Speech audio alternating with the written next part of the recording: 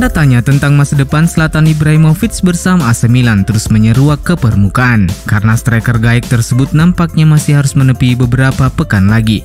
Milan News melaporkan bahwa cedera lutut yang dialami pemain asal Swedia itu masih membutuhkan perawatan khusus yang setidaknya memakan waktu hingga 10 hari. Yang berarti ia akan absen setidaknya 3 pertandingan ke depan, yakni saat Milan melawan Genoa, leg kedua semifinal Coppa Italia melawan Inter Milan, dan kemudian pekan berikutnya melawan Lazio. Cedera pemain 40 tahun tersebut lebih sering terjadi musim ini karena ia hanya memainkan 19 pertandingan di liga dan pensiunnya di akhir musim saat ini tidak bisa dikesampingkan. Begitu banyak yang berharap bahwa Zlatan Ibrahimovic bisa mengakhiri karirnya bersama klub dengan memberikan sebuah trofi juara untuk Milan di akhir musim nanti. Masa depan Andrea Belotti bersama Torino terus menjadi misteri untuk saat ini karena sang striker tampaknya masih memendam hasrat untuk bermain bersama Milan. Laporan La Stampa sebagaimana dikutip dari Milan News menuturkan bahwa striker 28 tahun itu tidak bersedia memperpanjang kontraknya bersama Torino yang akan berakhir 30 Juni nanti. Ada beberapa klub di dalam dan di luar Italia yang tertarik mengontrak Belotti dengan status bebas transfer. Sementara sang pemain diklaim masih menunggu tawaran resmi dari Milan yang merupakan klub idola masa kecilnya. Akan tetapi Milan saat ini secara luas diberitakan lebih memilih untuk segera menutup kesepakatan dengan Divock Origi yang juga berstatus bebas transfer dari Liverpool. Akan tetapi banyak hal yang bisa berubah dari rencana Milan jika Zlatan Ibrahimovic memutuskan pensiun di akhir musim nanti. AC Milan dikabarkan telah memiliki rencana terkait masa depan striker muda mereka Marko Lazetic. Striker 18 tahun asal Serbia itu bergabung dengan Rossoneri pada bulan Januari lalu, tetapi sampai sekarang belum melakukan debutnya bersama tim utama dan hanya bermain beberapa menit dengan tim Primavera dan sempat mengalami cedera.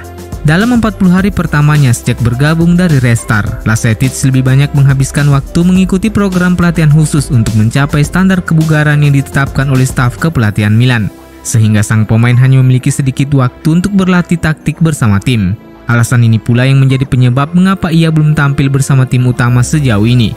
Tuttosport dalam laporan terbarunya mengungkapkan bahwa manajemen Rossoneri dalam hal ini sudah membuka peluang bagi klub manapun yang bersedia mengontrak penyerang mudanya itu dengan status pinjaman yang bisa memberikan jaminan bermain untuk musim 2022-2023 untuk membantu Lazetic beradaptasi dengan atmosfer Liga Italia.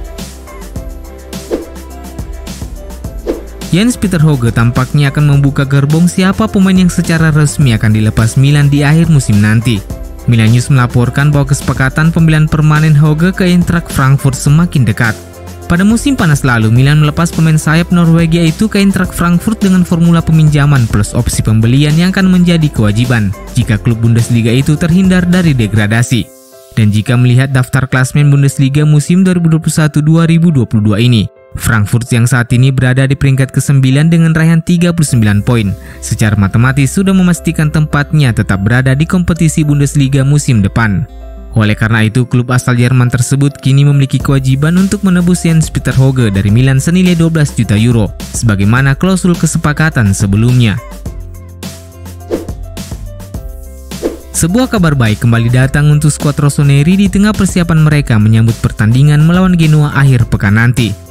Setelah Ante Rebic dan Samu Castillejo telah kembali bersama skuad dalam sesi latihan sehari sebelumnya, Stefano Pioli pada sesi latihan terakhir kembali menyambut kehadiran Ismail Benazer. Gelandang asal Aljazair itu kembali berlatih secara penuh dengan skuad dan oleh sebab itu ia diperkirakan akan kembali ke pertandingan melawan Genoa. Namun masih belum ada perkembangan positif terkait kondisi Alessio Romagnoli, karena kapten Milan itu masih berlatih sendirian memulihkan cederanya, dan Pioli kemungkinan besar akan kembali mempercayakan Fikayo Tomori dan Pierre Kalulu sebagai duet di sektor bek tengah. Di laga-laga final Serie A musim 2021-2022 ini, AC Milan memiliki harapan tinggi agar Theo Hernandez bisa kembali ke bentuk permainan terbaiknya.